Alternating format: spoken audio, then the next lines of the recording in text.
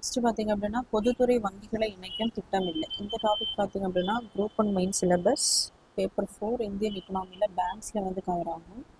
So பேக்ரவுண்டை பார்த்தோம் அப்படின்னா 1969ஆம் ஆண்டு ப்ரைவேட்டாக இருக்கக்கூடிய ஒரு 16 வங்கிகளை பார்த்தீங்க அப்படின்னா அரசு வந்து கையகப்படுத்தி இருப்பாங்க. ஸோ எதன் அடிப்படையில் பார்க்கும்போது டிபிஎஸ்பியில் டைரக்டிவ் பிரின்சிபல்ஸ் ஆஃப் ஸ்டேட் பாலிசியில் பார்த்தீங்கன்னா ஆர்டிகல் 39 பி சப் கிளாஸ் என்ன சொல்லுது அப்படின்னா ஒரு காமன் குட் காசுக்காக என்ன பண்ணலாம் அப்படின்னா மெட்டீரியல் ரிசோர்ஸஸை வந்து கையகப்படுத்தலாம் அப்படின்னு சொல்லக்கூடியது article 39 sub clause B. So அதன் அடிப்படையில் பார்த்தீங்கன்னா அந்த டைமில் நிறைய கிரீன் ரெவல்யூஷன் வந்து கொண்டு வந்திருப்பாங்க. ஸோ பெஸ்டிசைட்ஸு ஃபெர்டிலைசர்ஸ் இதெல்லாம் வாங்குறதுக்கு விவசாயிகளுக்கு பார்த்திங்கன்னா அதிக அளவில் வந்து பணம் தேவைப்பட்டிருக்கும்.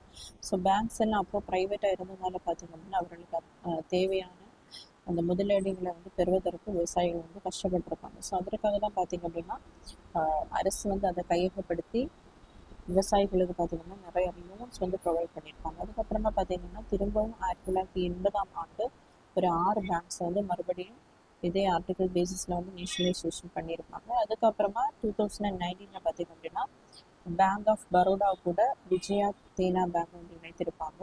பஞ்சாப் நேஷனல் பேங்க்கு கூட Oriental Bank of Commerce and United Bank of India வந்து ஜாயின் பண்ணியிருப்பாங்க. யூனியன் பேங்க் ஆஃப் இந்தியா கூட பார்த்திங்க அப்படின்னா ஆந்திரா வங்கி மற்றும் கார்பரேஷன் பேங்கை வந்து ஜாயின் பண்ணியிருப்பாங்க. கனரா வங்கியை கூட சிண்டிகேட்டை வந்து இணைத்திருப்பாங்க.